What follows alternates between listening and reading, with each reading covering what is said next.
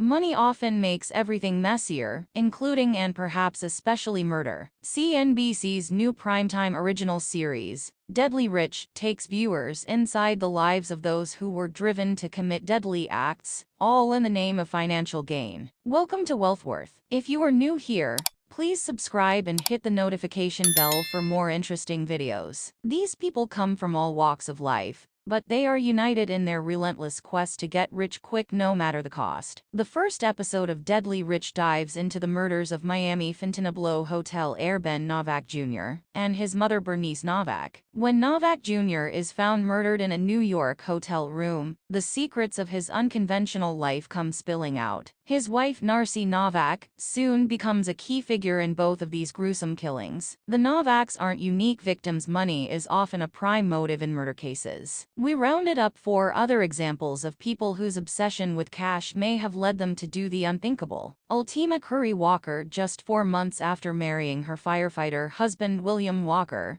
Ultima Curry Walker asked her then 17-year-old daughter and her daughter's boyfriend to find someone to take his life. The reason? She wanted to collect $100,000 in insurance money. But as was the case for Narcy Novak, soliciting murder didn't quite go as planned. Curry Walker's husband hadn't changed the beneficiary on the insurance policy from his ex-wife's name to Curry Walker's when he was killed. So it was the ex-wife who ended up getting the payout. Although Curry Walker wrote a confession the day she surrendered to police saying that she had killed her husband because he was abusive, her attorneys didn't call any witnesses to testify that Walker had been violent toward his wife. After being found guilty of aggravated murder and conspiracy, she was sentenced to life in prison without parole. Keisha Schauberg and Anthony Blumel. This mother-son duo killed Blumel's adoptive parents, Roger and Melissa Blumel. According to testimony, Blumel and Schauberg planned the killings because Blumel believed that he stood to receive an inheritance of an unspecified amount. The pair met and devised a plan in California and recruited friends to provide guns and drive the getaway car. Ultimately, Blumel and Schauberg returned to Roger and Melissa's home in Wichita, Kansas, where they shot the couple in the head while they were sitting in their car. To avoid the death penalty, Blumel and Schauberg plead no contest to aggravated robbery and murder charges. Each will serve life in prison for the murder conviction,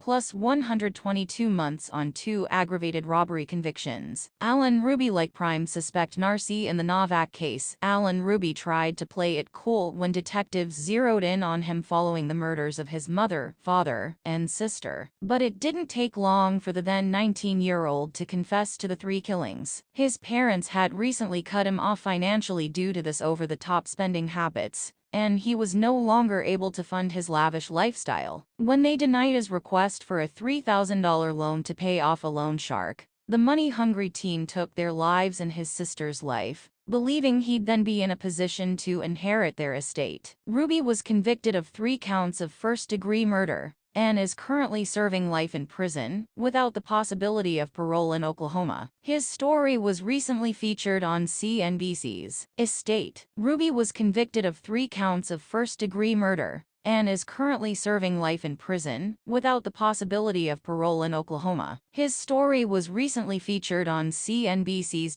Stacy and Jose Mendoza. Stacy and Jose Mendoza are accused of torturing and murdering Kenneth Coyle, a 70-year-old Vietnam veteran who had first met Stacy at the Hanford, California restaurant where she worked as waitress. Police believe that Stacy took advantage of the elderly man who was just looking for people to talk to. As the two became closer, Stacy gained access to Coyle's bank accounts and began receiving money from him. But the situation turned violent when the Mendozas held Coyle captive and beat him, so that he would turn over more financial documents, including the deed to his property and power of attorney. The couple allegedly killed him, rented a U-Haul truck, loaded it with Coyle's body and some of his belongings, drove to a spot in a nearby county, and then set the body and the other items on fire. Their 3 children allegedly watched the burning take place. As of April 2018, neither Stacy nor Jose Mendoza had yet entered a formal plea to their charges of suspicion of murder, torture, elder abuse, child abuse, and financial crimes, among others. They are being held without bail and awaiting trial, and their children are. Day Campbell. As with Curry Walker, Australian paramedic Day Campbell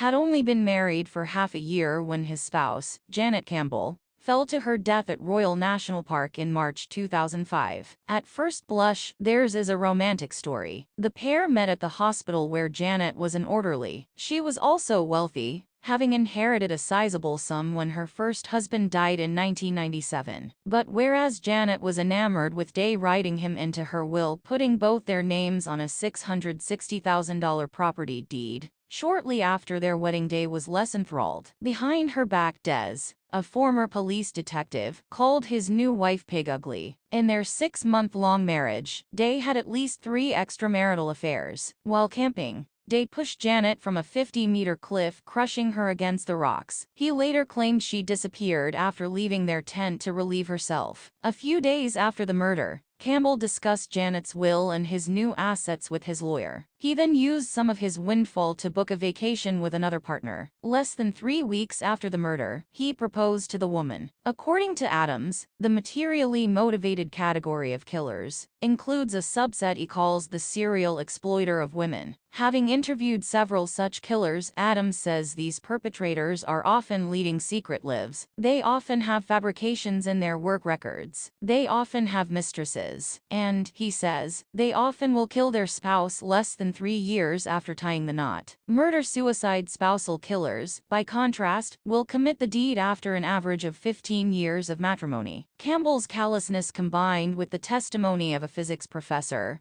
about the nature of Janet's fall, was enough to convince a jury of his guilt. He was convicted of murder and sentenced to 33 years in prison. Charles Stewart's Some Gold Digger Killer Stories involve more than a husband and a wife, their entire family affairs. That was the case with Charles Chuck Stewart, a Boston area furrier who was shot with his wife Carol, who was 7 months pregnant at the time, while parked in their car in the Mission Hill neighborhood of the city. Charles was shot in the stomach, and Carol was shot in the head. Carol died shortly after her shooting. Doctors attempted to save her baby's life, delivering him via cesarean section, but the infant passed away 17 days. Thanks for watching. Please subscribe.